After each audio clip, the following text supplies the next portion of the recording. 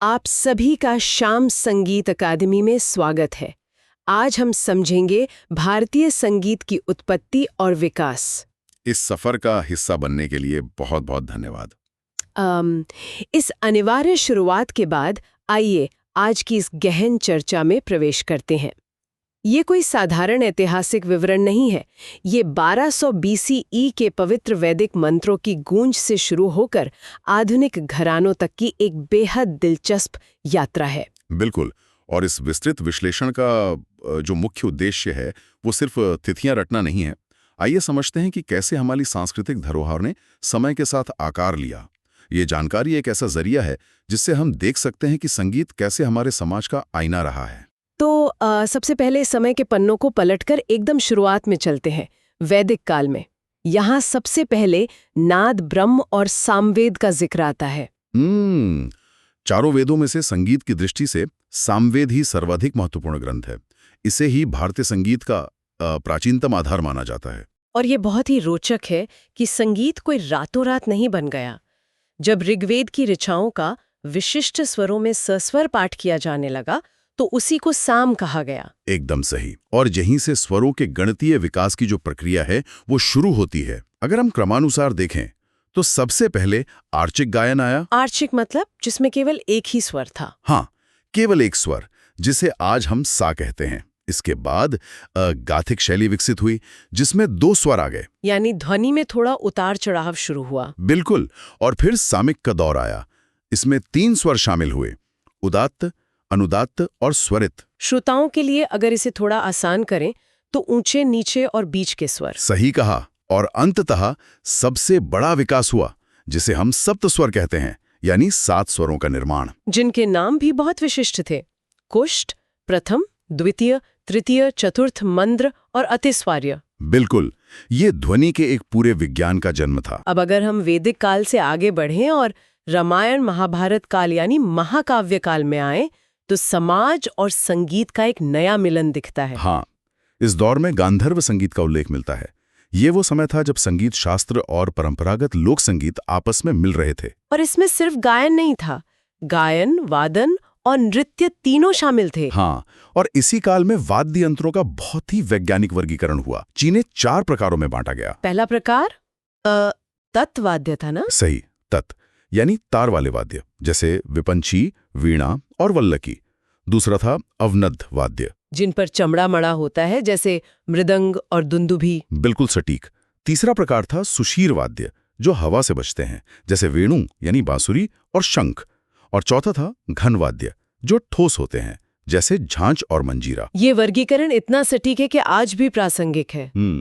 और ये भी तो देखिए कि इस काल तक संगीत केवल यज्ञों तक सीमित नहीं रहा था। बिल्कुल नहीं, वो युद्ध के मैदान में रणवाद्य बन गया था, उत्सवों और राजदरबारों का अभिन्न अंग बन चुका था। इसके बाद अशास्त्रीय दर्शन के स्तर पर एक बड़ा विभाजन देखने को मिलता है, मार्गी बनाम देशी संगीत। मैं चाहूंगी कि आप इस अंतर को थोड़ा स्पष्ट करें।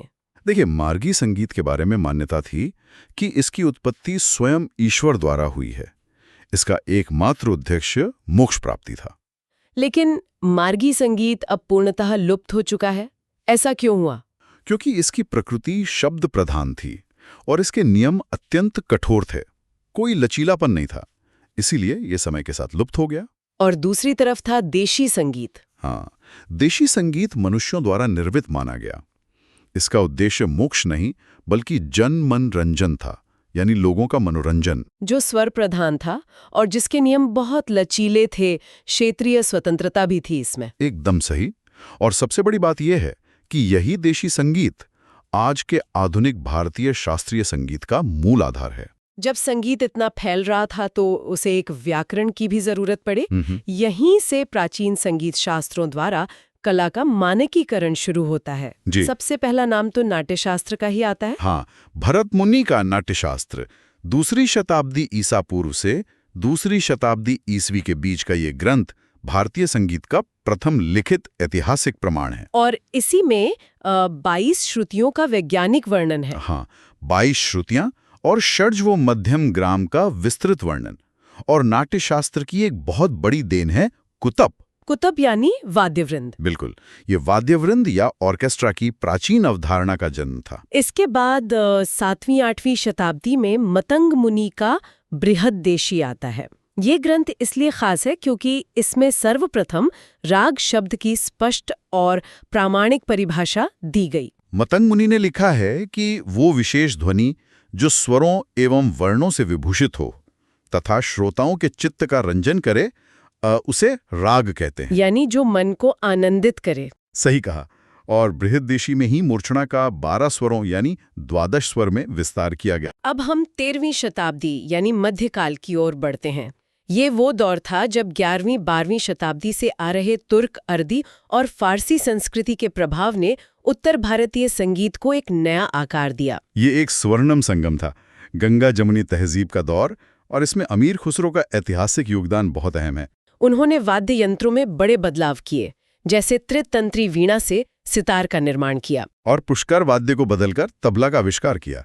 वाद्य यंत्रों के साथ साथ गायन शैलियों में भी सूफी और भारतीय परंपरा के मिलन से कव्वाली का जन्म हुआ। कव्वाली के अलावा तराना और त्रिवट भी उन्हीं की देन है। बिल्कुल, और नवीन रागों का भी सृजन किया उन्होंने, जैसे यमन, साजगिरी और सरपर्दा। लेकिन इसी दौर में एक ऐतिहासिक विभाजन भी हुआ।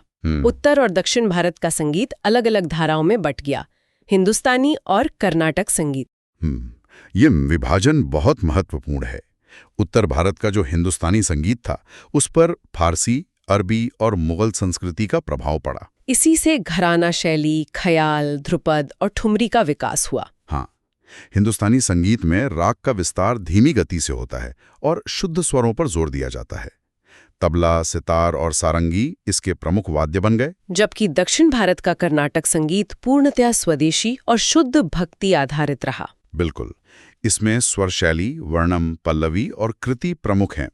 कर्नाटक संगीत गमक आधारित है, इसकी गति तेज होती है और राग का विस्तार खंड से खंड किया जाता है। और इसके प्रमुख वाद्य हैं मृदंगम, वीणा और नादस्वरम। एकदम सटीक। इस विभाजन के बावजूद 13वीं और 17वीं शताब्दी के मध्यकालीन शास्त्रों ने आधुनिक रागों की नींव रखी। आइए इन 3 महत्वपूर्ण ग्रंथों पर नजर डालते हैं। हाँ, पहला है 13वीं शताब्दी का संगीत रत्नाकर, जिसे शारंगदेव ने लिखा था। यह है उत्तर और दक्षिण दोनों संगीत पद्धतियों का अंतिम साझा आधार ग्रंथ है। इसे सप्ताध्यायी भी कहा जाता है। फिर 17वीं शताब्दी में वेंकटमुखी की चतुर्दंडी प्रकाशिका आती है। ये कर्नाटक संगीत के लिए क्रांतिकारी ग्रंथ था।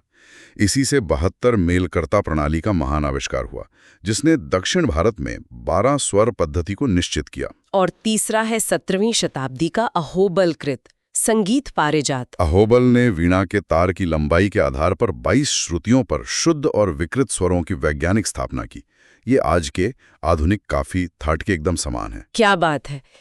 इतिहास के सफर में मुगल साम्राज्य के पतन के बाद एक नई परंपरा का उद्भव होता है, घराना परंपरा। राजघरानों का संरक्षण संगीतज्ञों को मिलने लगा था। जब कोई सुप्रसिद्ध कलाकार अपनी विशिष्ट गायकी की छाप छोड़ता है और उसके शिष्य 3 पीढ़ियों तक उसका अनुसरण करते हैं, तो वो घराना कहलाता है। संगीतज्ञ अब छोटी रियासतों में बसने लगे थे और ध्रुपद की जगह ख्याल गायकी की लोकप्रियता बढ़ रही थी। और इसी से विभिन्न घरानों का जन्म हुआ, जैसे आगरा घराना, जो अपने नोम-तोम, आलाप और दमदार गमक के लिए जाना जाता है। फिर किराना घराना है। हाँ, किराना घराना स्वरों की मिठास और भावपूर्ण गायकी के लिए प्रसिद्ध है। पंडित भीमसेन जोशी इसके महान उदाहरण है। और इंदौर घराना भी अपने आप में बहुत अनूठा है। बिल्कुल, अति विलंबित लय और मेरुखंड का अद्वितीय प्रयोग इसकी विशेषता है, जिसे उस्ताद अमीर खान ने स्थापित किया। इनके अलावा ग्वालियर, दिल्ली और पटियाला भी ख्याल गायकी के प्राचीन स्तंभ हैं। इस घराना परंपरा से निकलकर अब हम आधुनिक पुनर्जागरण की बात करते हैं, दरबारों से जनता तक का सफर। इस युग में संगीत के मानकीकरण का बहुत बड़ा काम हुआ। इसमें पंडित वी नारायण भादखंडे जी का योगदान अतुलनीय है। उन्होंने 10 थाटों में रागों का वर्गीकरण किया और नवीन स्वरलिपि यानी नोटेशन सिस्टम का निर्माण किया। और पंडित विष्णु दिगंबर पलुस्कर जी ने गांधर्व महाविद्यालय की स्थापना की, जिससे संगीत को एक सम्मानजनक शैक्षणिक दर्जा मिला। सही कहा। और इस पूरी विद्या को जन जन तक पहुंचाने में जनसंचार की बड़ी भूमिका रही। आकाशवाणी यानी ऑल इंडिया रेडियो की स्थापना ने शास्त्रीय संगीत को आम जनता के ड्राइंग रूम तक पहुंचा दिया। संगीत शिक्षण अब सीमित गुरु शिष्य परंपरा से निकलकर आधुनिक विश्वविद्यालयों तक विस्तृत हो चुका है। हाँ, सचमुच वैदिक ऋचाओं से शुरू हुई ये एक छोटी सी धारा आज एक अनंत महासागर बन चुकी है। ये सफर बहुत ही अद्भुत रहा। तो श्रोताओं के लिए अंत में एक विचारणीय प्रश्न छोड़ना चाहूंगा। सोचिए, जो संगीत कभी यज्ञों के धुएं के बीच गूंजता था, वो आज इस डिजिटल युग में कैसे अपना स्वरूप बदल रहा होगा, जबकि उसकी जड़ें आज भी उन 22 श्रुतियों में ही गहराई से जमी हैं। चैनल को लाइक और सब्सक्राइब जरूर करें और हमारे साथ अपनी तैयारी करते रहें। धन्यवाद।